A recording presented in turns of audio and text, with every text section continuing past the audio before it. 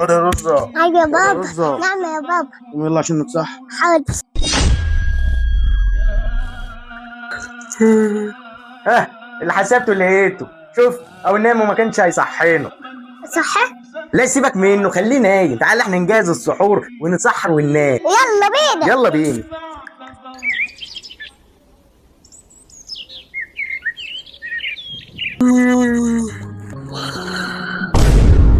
كم؟ الساعة 8:30. يا نهار مش بايت. حلا عاطف. صباح الخير، انت صحيت يالا اتسحرت اه. وما صحيتنيش ليه؟ ابوك قال له سيبه، شكله تعبان. يعني ابوك قال لك كده يا رزة؟ وحياة امي ما هسيب. انا مالي؟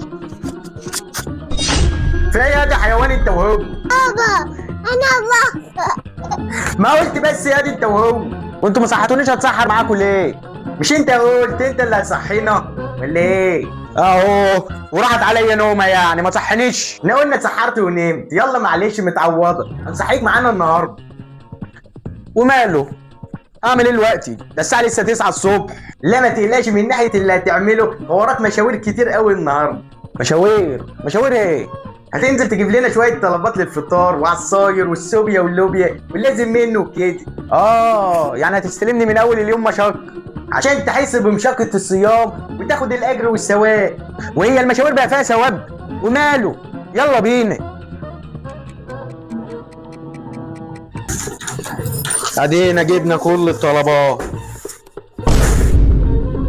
يخرب بيت سنينك، انت فاطر يالا؟ اه انا عايز يعني.